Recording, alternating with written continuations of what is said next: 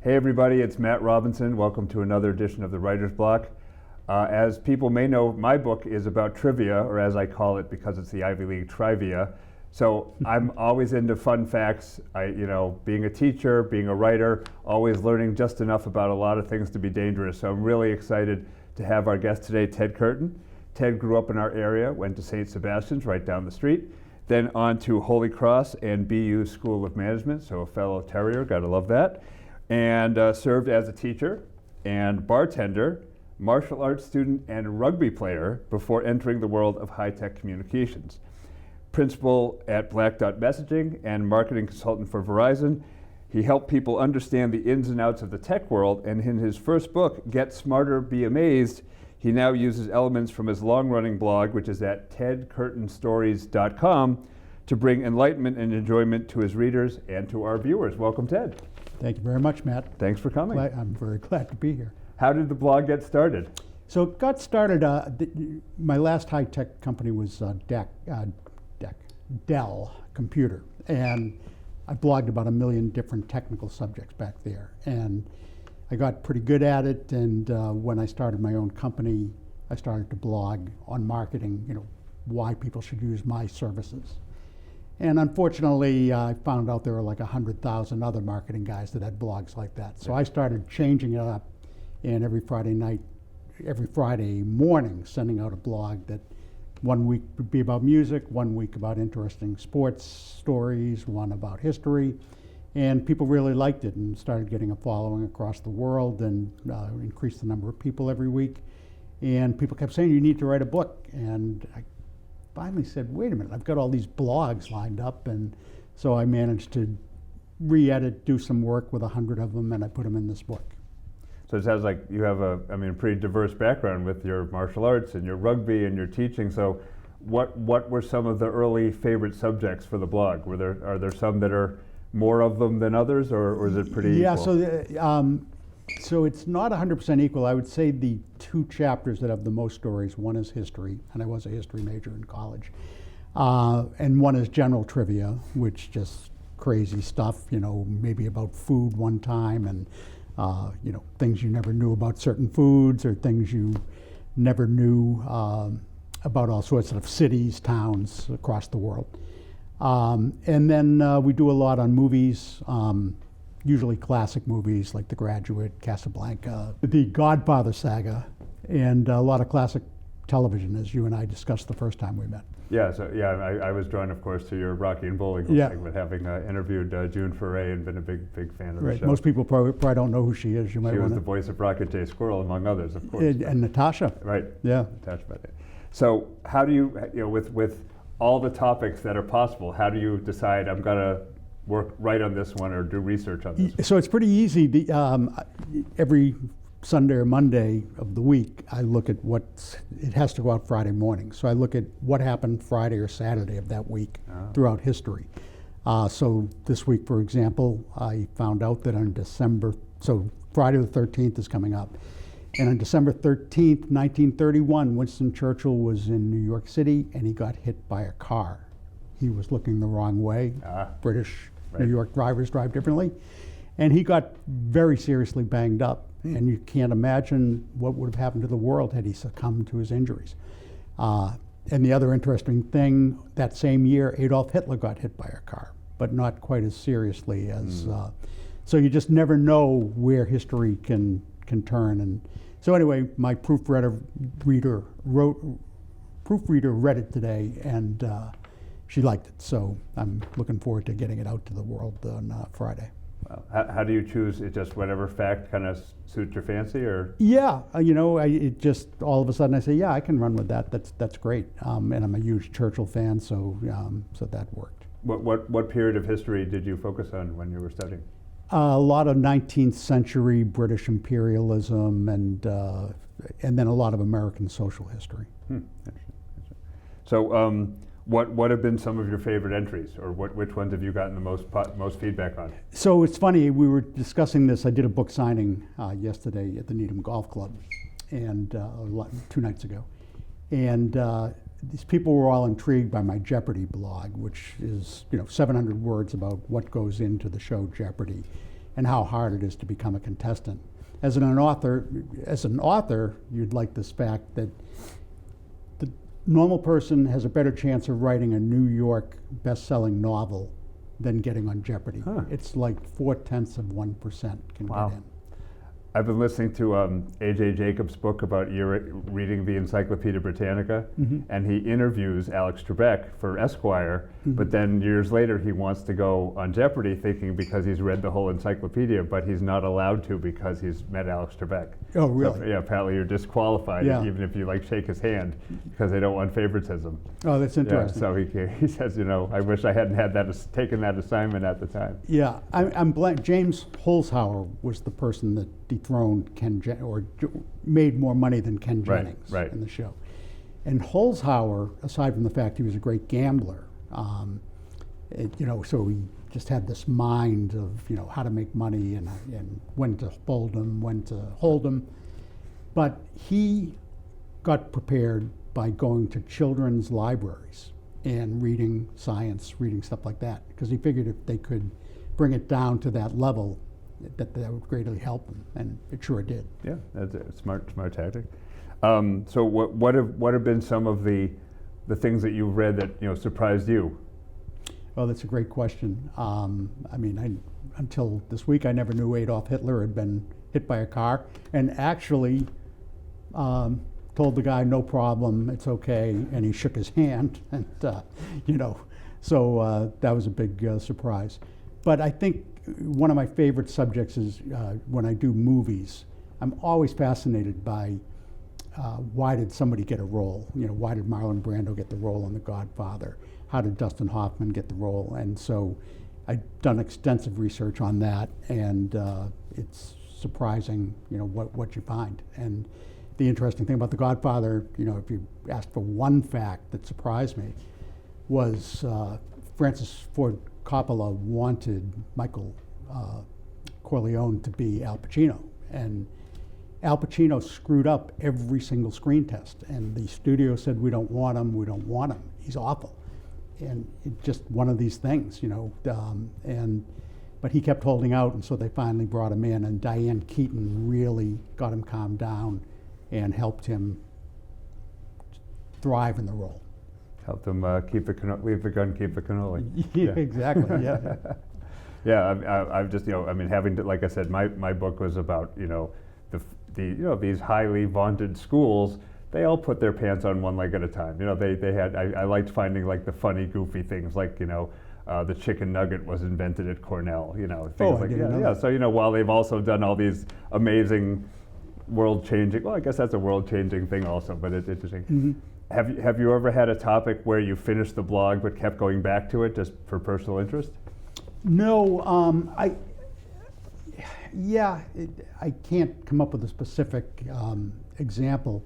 I will tell you that there's only one person that I have ever followed up the first week's blog with a second week blog and actually put to be continued. Oh, what was that? And that's President James Garfield, who was assassinated 3 months into his reign back in 1981.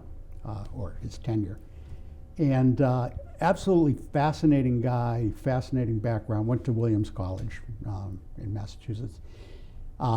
Brilliant, compassionate, and so I write about his whole life and then end the first chapter with his getting shot in Washington, and that's it. And then it goes to the agonizing death of James Garfield, which was worth 700 words because the poor guy lingered on for 3 or 4 months, and the doctors knew nothing. This is 1880.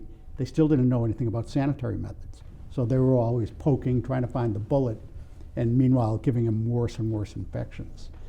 So anyway, that really determined that it needed 2 weeks.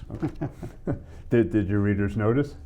Oh yeah, and people say, there's a great biography out about James Garfield, and that's how I learned about him. And so many people I know, after they read the blog, went out and bought the book because he was a fascinating character and a tragic figure. What have been some of the most memorable pieces of feedback you received? That's a great question. I mean, I get feedback pretty much every week from, all over. People love to tell me that, hey, you missed this, or, or maybe I get a date wrong, like 1811 versus 1911, I make a typo, that type of thing. But yeah, many times people will tell me, well, like you told me that you knew the voice of Natasha, and, and so people will tell me that. They'll tell me a story that, how they met this particular actor or, ball player. And so that's always interesting to learn, see what people's experiences have been. Have you gotten ideas for the blog from your readers?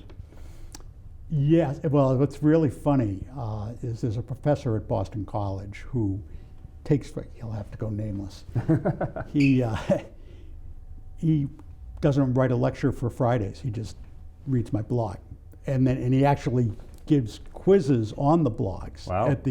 Which is bizarre because it's an accounting class. So, but he's a little out there, and so anyway. But he kept on me for 2 or 3 years. You've got to write a book about the 7 rock stars who died when they were 27 years old, and Janis Joplin, Jimi Hendrix, all the way back to the great blues guy Robert Johnson in the 1920s. And I just kept saying, depressing, and he kept, great blog, Ted, read it to my class today, when are you going to do it? So I finally did it, and people loved it. Yeah, actually I have friends who were in a band called the 27 Club, and they play only those songs. That's right, it's called the 27 Club. Yeah. Wow, that's fantastic. Yeah. So let's go more into the process. You've been writing this blog. I had the same situation, people saying, when are you going to write your book? How did you decide to make the turn? So I really wanted to see if I could do it. And so I talked to a number of authors, who all told me, man, it's tough. It's very tough. You've been bloodied a little bit. Yeah, a little bit. And, but they all gave me great tips, told me how to self-publish, or what to consider when you're self-publishing. And so it was my process wasn't as tough as other people's because of the fact I had so much material that I could go back to.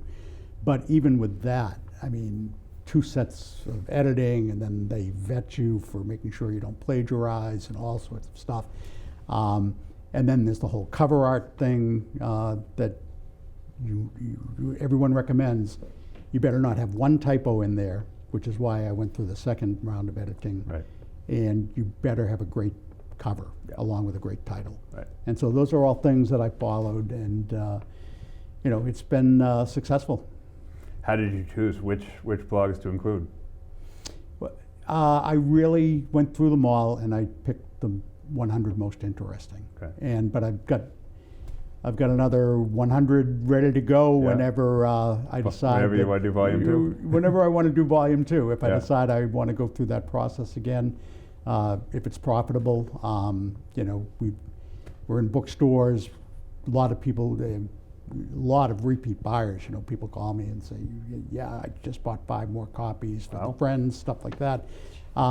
Send those people my way. I will have to start advertising your book. Yeah. Well, apparently one of your patron saints or a real helper was our neighbor Peter Reynolds from Blue Bunny Books in Dedham. What was that? He helped you figure out with the title? No, Peter actually, when I had the book written, and it was funny, I met his wife one night at the bar in Dedham Square, and it just weird. We just started talking outside, and she said, and I said, I've written a book, and she said, my husband owns the Blue Bunny, and I said, really? So she gave him a copy, and then I dropped by, and he said, yeah, I've been taking a look at this, and I really like it. I'm going to stock it. I said, well, how'd you choose the title, Get Smarter, Be Amazed? And I said, I actually planned on a title, Stories for the Weekend, because I publish them on Friday, and people generally tell me, yeah, I had a great time telling all your trivia over the weekend to my friends. So that's all very positive. And Peter looked and said, yeah, next time trust your instincts. I would have gone with Stories for the Weekend. Yeah. But he's been very kind. He's a great guy, and just absolutely brilliant. Yeah. Yeah, no, when I do my book presentation, I talk about you're going to get a lot of advice, and you really have to know when to trust your gut and when to go with the winds. And it can be a real challenge. Oh, absolutely. Because there's so many decisions to make.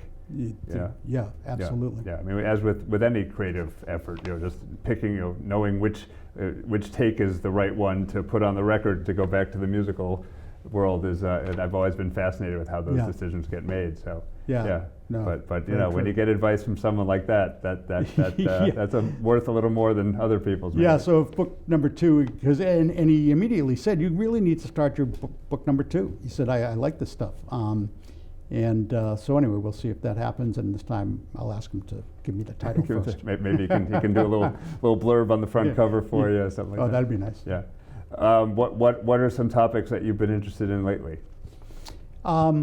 So I haven't figured out what I'm going to do for next week, but I'm thinking bizarre Christmas celebrations from across the world. I'm sure there's towns in the world, or cities that have some unique type of deal.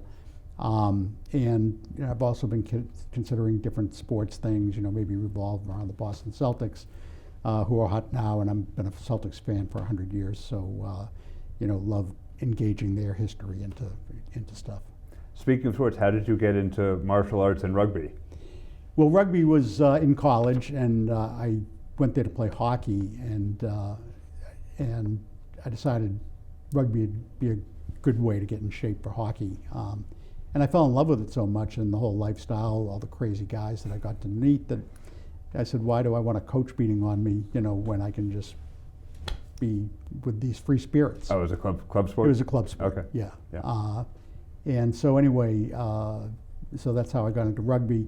Martial arts, I had done Kung Fu when I got out of college for a year or so, and I loved it.